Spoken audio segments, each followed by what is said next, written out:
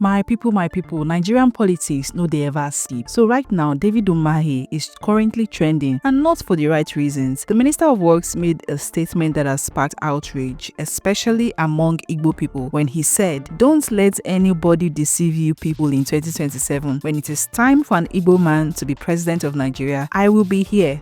Does that ring a bell? Does that send a signal to you who is watching? On the surface, it sounds patriotic, but when you look deeper, this one no sweet at all. Why are people really angry about this particular video? First of all, David Umahi had earlier referred to Peter Obi as a non-entity. That alone rubbed many people the wrong way. Then came what many Nigerians now see as a threat, suggesting that communities that don't support Bola Ahmed Tinubu in 2027 could face exclusion. Let's be honest, even Southwest politicians don't threaten their people this way. So imagine doing it in the Southeast, where APC is already unpopular. That's why many Nigerians, especially Igbos, are calling the video distasteful, divisive, and unnecessary. Even popular Arise TV host Hosseini Rufai did not support Umahi in this one. On his X account, he reposted the video and simply said, "Focus on fixing the Benin bypass first." That statement alone speaks a lot of volume. Put your votes together.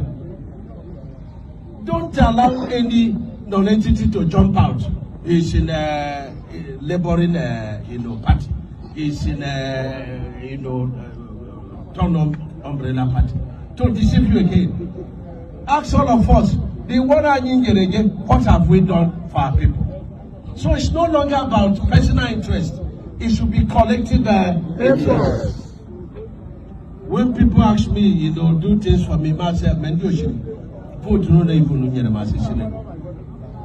so I just do change by the grace of God. But somebody is Zara. Out of here, Your Excellency, I'm here. Only the good work will happen. When we exclude that community completely. Yes, sir. Then no your good not support to go middle uniform. Yes, sir. I believe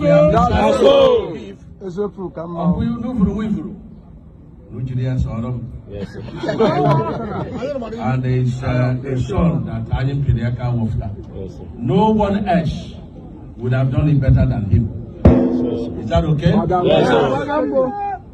Oh, yes, sir. If you didn't get, support him so that all of us will. Yes. Not be so? Not so.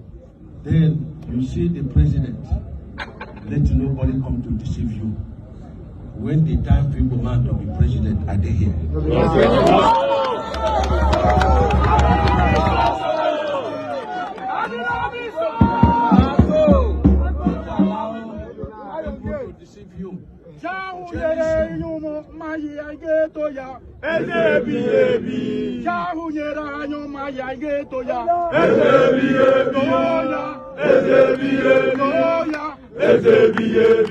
Thank you. When people, our brothers and sisters in Southeast, when they don't regard us, don't be stupid to join them to disregard us.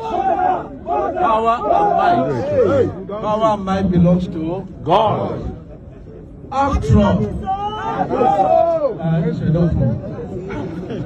how many good? After all, our Savior Jesus Christ came from Nazareth, where they didn't expect.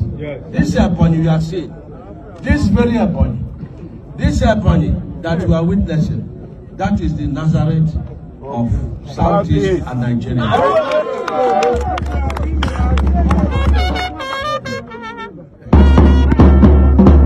Finally, where is the House of Assembly?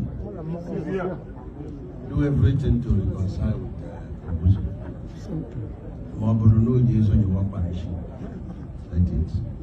You will not fight anybody that God has used to help you. People will be clapping for you. People, don't be your good, don't do me too, but you as a president. Don't so? Yes, sir.